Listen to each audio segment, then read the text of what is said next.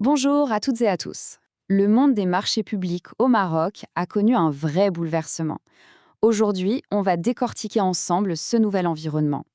L'idée, c'est de donner les clés pour y naviguer et surtout pour éviter les pièges qui peuvent coûter très très cher. Alors, pour bien comprendre de quoi on parle, jetons un œil aux chiffres. C'est assez impressionnant. Chaque année, ce sont des milliards de dirhams qui sont injectés dans l'économie marocaine via les marchés publics. Ce n'est pas juste de l'argent, c'est un véritable moteur de croissance. Et pour une entreprise, réussir à décrocher ces contrats, eh bien ça peut complètement changer la donne. Au cœur de cette transformation, il y a un texte, le fameux décret numéro 2222-431. En gros, il a rebattu toutes les cartes. Les mots d'ordre maintenant? Gouvernance, transparence. Mais le truc qui change vraiment la vie de tout le monde, c'est la dématérialisation. Fini le papier. Aujourd'hui, tout, et je dis bien tout, se passe en ligne sur le portail marocain des marchés publics. Sur le papier, c'est plus simple, bien sûr. Mais attention, ça crée de nouveaux pièges. Une petite erreur technique, un clic de travers, et hop, c'est aussi éliminatoire qu'une offre hors de prix. Alors, voilà comment on va procéder. On va commencer par le plus brutal, les erreurs qui disqualifient immédiatement une offre. Ensuite, on verra celles qui, plus subtilement, détruisent la crédibilité. Après ça, on s'attaquera aux erreurs de pure stratégie et on terminera avec un plan match concret pour mettre toutes les chances de son côté. Allez, on entre dans le dur. Première catégorie d'erreurs, les éliminatoires. Ici, c'est simple. Il n'y a pas de droit à l'erreur. On en commet une seule et c'est terminé. L'offre, même si elle est géniale sur le fond, part directement à la poubelle, sans même avoir été ouverte.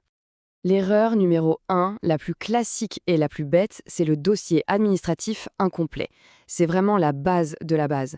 Chaque papier listé ici, il est non négociable. Il en manque un, ou pire, une attestation fiscale qui a expiré la veille, un pouvoir de signature qui n'est pas le bon. C'est simple, c'est dehors, direct. La rigueur administrative, c'est le ticket d'entrée. Il faut qu'elle soit absolument parfaite. Deuxième erreur qui ne pardonne pas, et celle-ci est 100% liée au digital, la signature électronique. Aujourd'hui, c'est elle qui authentifie l'offre. Alors un problème à ce niveau-là, c'est exactement comme s'il manquait un document officiel. Un certificat qui n'est plus valide, une erreur en tapant son code PIN, un navigateur web qui n'est pas compatible. Peu importe la raison, si la signature ne passe pas, pour l'administration, c'est comme si l'offre n'avait jamais été déposée. La préparation technique, ce n'est plus du confort, c'est devenu une obligation juridique. Passons à l'erreur numéro 3, le fameux cautionnement provisoire. Alors là, attention, si on oublie de le joindre, c'est une erreur substantielle. Traduction, c'est rédhibitoire, l'offre est rejetée, point final. Mais, et c'est là que ça devient intéressant, il y a une nuance. Imaginons que le nom du bénéficiaire soit un peu imprécis. Par exemple, au lieu de maître d'ouvrage délégué, on écrit juste maître d'ouvrage. Ça peut être qualifié en erreur formelle. Et une erreur formelle, elle est potentiellement corrigeable ou en tout cas contestable. C'est une petite subtilité juridique.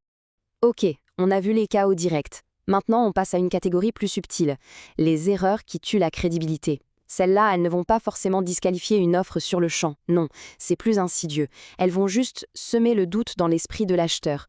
Et ce doute, il coûte des points précieux qui au final font perdre le marché.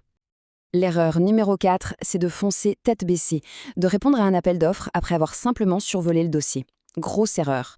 La bonne approche, c'est d'être stratégique. Et pour ça, il y a un outil génial, la grille d'analyse Go-No-Go.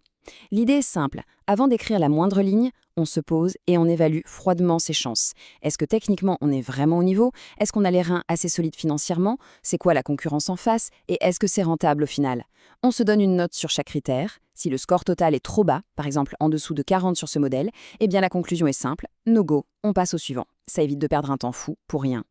Cinquième erreur qui plombe une candidature, le mémoire technique copier-coller, celui qui sent le réchauffer à des kilomètres. Il faut se mettre dans la tête de l'acheteur public. Sa plus grande peur, c'est le risque.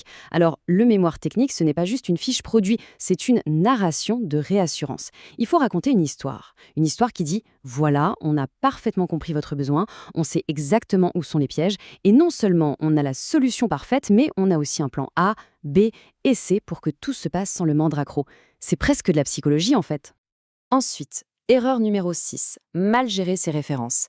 Dire qu'on est compétent, c'est bien. Le prouver, c'est mieux. Et c'est là que les références entrent en jeu. L'erreur que beaucoup font, c'est de vouloir en mettre le plus possible, de faire une liste à l'après-vert de tout ce qu'ils n'ont jamais fait. Mais ça ne marche pas comme ça. C'est la pertinence qui compte, pas la quantité. Pour un marché de ponts, une seule référence de construction de passerelle sera 1000 fois plus efficace que 10 références de construction d'immeubles. Et le Graal, le document qui fait foi, c'est l'attestation de bonne exécution. C'est la preuve ultime que le travail a été bien fait. Bon, on a couvert le dossier, la crédibilité, on monte encore d'un cran. On entre maintenant dans le domaine de la pure stratégie. C'est là que les marchés se gagnent ou se perdent, bien au-delà de la simple paperasse. Ici, il faut être malin, il faut comprendre les règles non dites du jeu. Erreur stratégique numéro 7, se tromper sur la logique de prix. Attention, c'est peut-être la plus grande nouveauté du décret. L'arrivée du prix de référence. Ça change absolument tout. Le but du jeu n'est plus d'être le moins disant, le moins cher à tout prix, non. Le but est de se rapprocher le plus possible du prix que l'acheteur a lui-même estimé comme étant le juste prix. Du coup, la compétition change de nature. Ça devient un travail d'enquêteur. Il faut aller fouiller dans les anciens marchés, essayer de comprendre la logique de l'acheteur pour deviner, pour estimer ce fameux prix de référence. 8e erreur, qui concerne surtout les entreprises internationales. Ignorer la préférence nationale. La règle est très simple, mais son impact est énorme.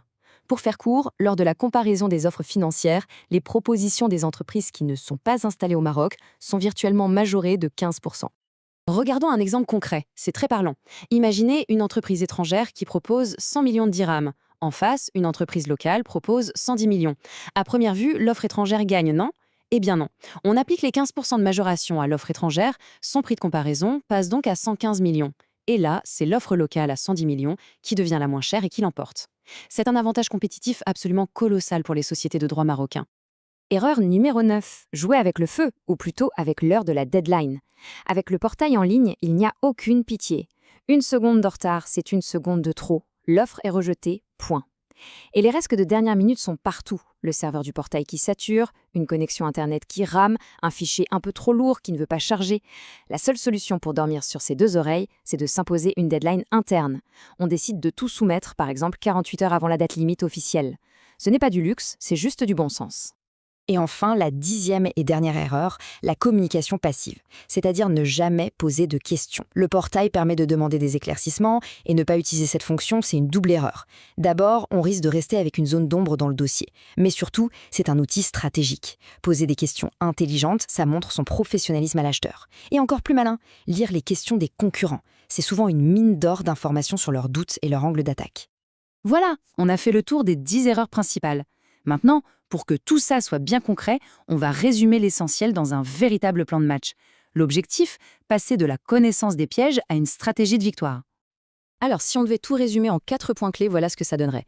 Premièrement, sur l'administratif, c'est la rigueur absolue avec une checklist en béton.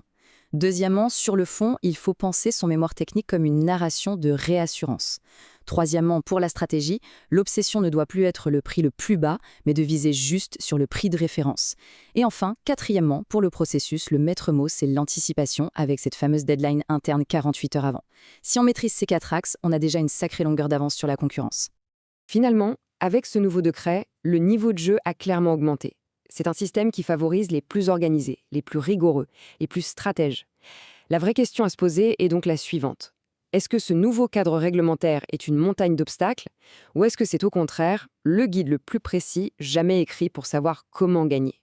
La manière dont chaque entreprise répondra à cette question, eh bien c'est ça qui fera la différence entre les gagnants et les perdants des années à venir.